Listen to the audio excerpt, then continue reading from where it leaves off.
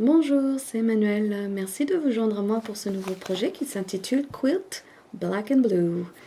Alors, je vais d'abord commencer par vous montrer ce que j'utilise pour travailler. Alors, j'utilise une plaque autocicatrisante qui mesure 47 cm par 32 cm.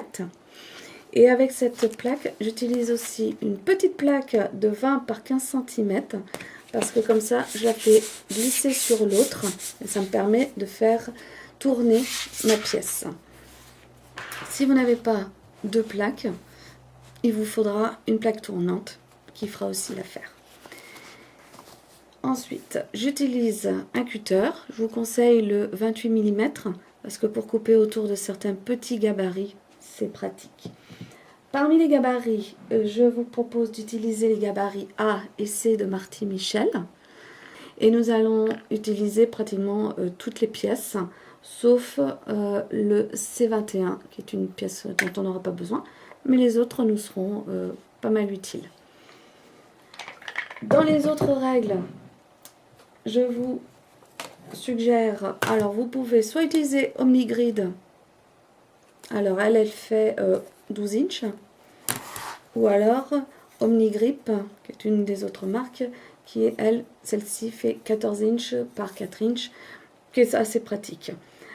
Ça, en fait, c'est quand vous utilisez un fat quarter, vous allez le plier en deux, le poser sur votre grande plaque, et celle-ci, c'est bien pour couper votre bande. Mais je vous montrerai comment on fait. Et la dernière que j'utilise, c'est celle de Marty Michel, le 6 inch Squaring Up 6 inch. Pour les gabarits Marty Michel A et C, et pour cette règle-là, vous pouvez les commander sur mon site. Ensuite, il vous faut les tissus. Et pour ce projet, je vous propose un set de 12 tissus, qui sera votre base. Les 12 tissus qui, eux, représenteront les diagonales, ici. D'accord. Donc, voici ma gamme de couleurs pour ce projet. D'accord. Et la première étape qui vous a été envoyée concerne la mise en place qui est ici. Donc en fait, c'est les infos que vous avez là qui vous indiquent combien il va vous falloir de chaque carré pour faire tout l'arrière-plan du quilt. Et c'est ce que j'ai préparé. Comme vous pouvez voir, j'ai préparé mes tas. D'accord. Vous préparez tous vos carrés. Et ça, c'est la base. Moi, je vais vous envoyer toutes les semaines ce document. Donc, l'arrière-plan, les blocs carrés, si vous suivez, ça, c'est défini. Donc, vous aurez juste à vous occuper de ces pièces-là et de vous amuser avec. Là, ça vous montre de quoi il s'agit, du motif du bloc. Et ici, vous choisissez, vous coloriez, vous faites des tentatives. Donc, quand ça dit 2, 3 et 4 couleurs, c'est uniquement pour la pièce là, puisque les couleurs des blocs unis en arrière-plan, ça, c'est déjà défini. Donc, quand vous avez fini de vous amuser avec votre planche, elle ressemblera à un petit quelque chose comme ça, comme j'ai fait là. Donc, j'ai fait mes tests et j'ai choisi ce motif-là, ce montage-là. Je coupe mes pièces, je les réalise et voyez, le fait de les poser sur ma planche, c'est plus facile pour les manipuler, les déplacer de ma table de découpe à la machine à coudre et ainsi de suite. Donc là, je vous montre uniquement la mise en place, d'accord? Et il y aura une vidéo qui va faire la découpe, vous montrer qu'est-ce qu'on utilise comme découpe, etc. Voilà, donc j'espère que ça va vous plaire. Et si vous avez des questions, vous n'hésitez pas à me contacter. Merci. Hi, my name is Emmanuel and thank you for joining my Black and Blue Quilt Challenge. This first video, I will be telling you exactly what I'm using to work. So I'm working with a 18 by 12 inch mat, okay? And I'll be using a small mat. And this little mat, I use it on this mat because then it slides and you can turn it easily to cut all the sides of the templates. I'll be using the Marty Michelle templates, set A and set C, but of course you can use the B and D or other templates you might have. All my designs are geometrical designs, shapes, so there's no reason that you can't use anything else.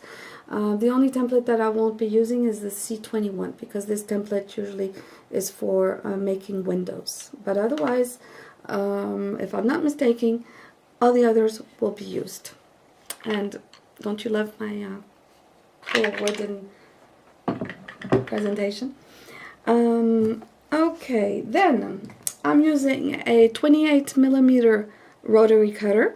The reason for the small size that I recommend is for the small templates of Marty. It's way easier to cut around them. Regarding rulers, you can use whatever ruler you have. We won't be needing the measurement of the ruler. We'll just be needing the ruler by itself, because when you'll want to cut pieces of fabric to the size of the templates, then you'll be folding your fat quarter into two, and then it's nice to have one of these long rulers. This one is the 14" by 4", and I use it a lot. And I also use this square template, which is the favorite squaring up ruler from Marty Michelle. What else? Oh, the fabric. You'll be needing 12 colors. Okay, so these are my 12 colors that I've chosen. 3 sets of colors. Okay, and this is how the project will be sent to you.